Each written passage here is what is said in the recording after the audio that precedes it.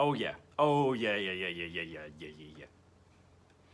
In fact, I might go so far as to call it a design mistake. Now, I'm not talking on the scale of like Eldrazi Winter, but this town ain't big enough's power comes largely from the phenomenon of R&D exploring a new play design mechanical space and just a little bit overtuning based on the lack of prior examples.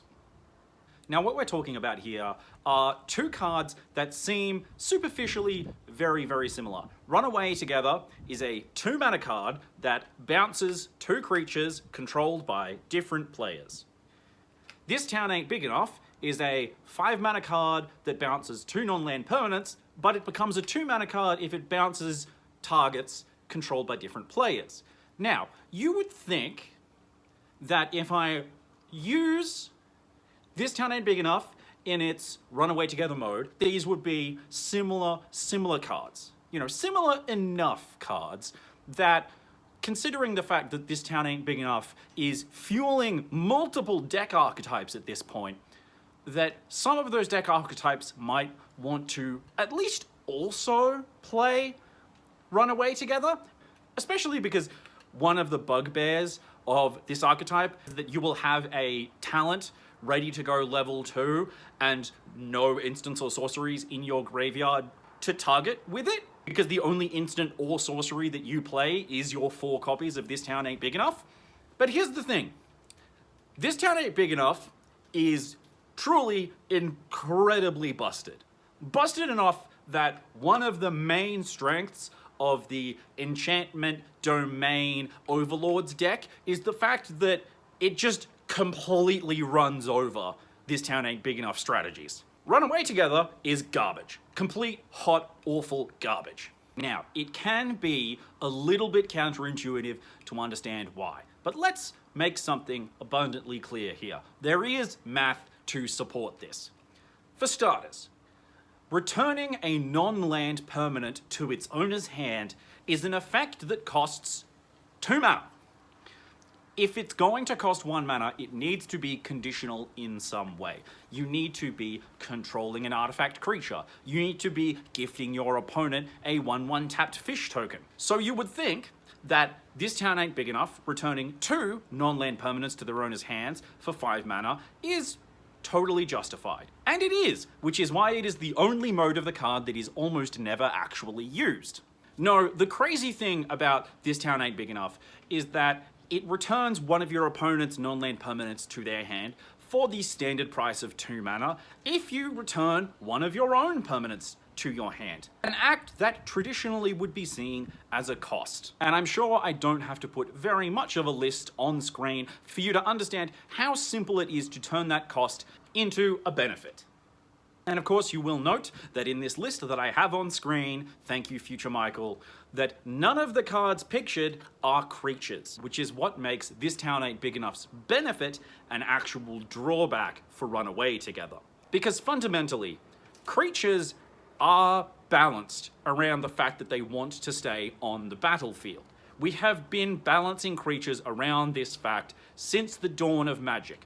The value of creatures that have an enters the battlefield effect and then additionally stay on the board have been well and truly explored. And so fundamentally, one of the weaknesses of Runaway Together is it doesn't have incredibly broken cards printed that pair with it.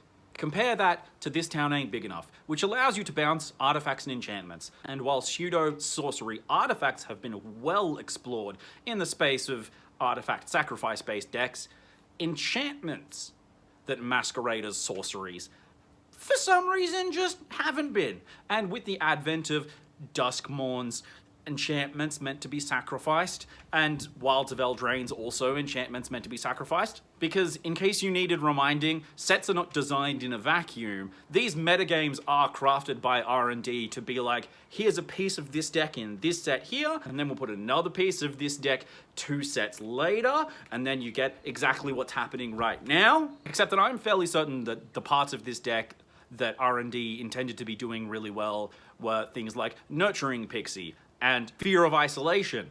But no, the thing that has pushed this deck over the line into truly top tier S-class category in terms of meta relevance is the fact that This Town Ain't Big Enough allows you to continually refuel your deck while meaningfully interacting with your opponent's board. How many times do I have to bounce a Sheltered with Ghosts? Or a creature that has a Sheltered with Ghosts on the stack targeting it? Or bounce an Unholy Annex while also returning my own Hopeless Nightmare to my hand, with which I can then, for 1 mana, force my opponent to discard the card I just returned to their hand. Also, don't tell anyone, but if you respond to a Liliana of the Veil's +1 activation by bouncing her to her opponent's hand, you can force the Liliana to discard itself. And that's just talking about This Town Ain't Big Enough in the context of interacting with your opponent. You know, playing Magic with the player across the table from you. As if being an undercosted, non-land permanent targeter wasn't enough. This Town Ain't Big Enough comes with the added flexibility of being a way to, for 2 mana, return 2 of your own permanents to your hand. Because of course, if you've got a deck that has based its entire identity around changing the cost of bouncing your own permanents to your hand into a benefit, why wouldn't you play the card that lets you go +1 off cards that are absolutely definitely relevant because you've already cast them once? And hell, if you're playing Temur Otters, even potentially go infinite. Because I'll tell you what Runaway Together doesn't do, it doesn't go infinite.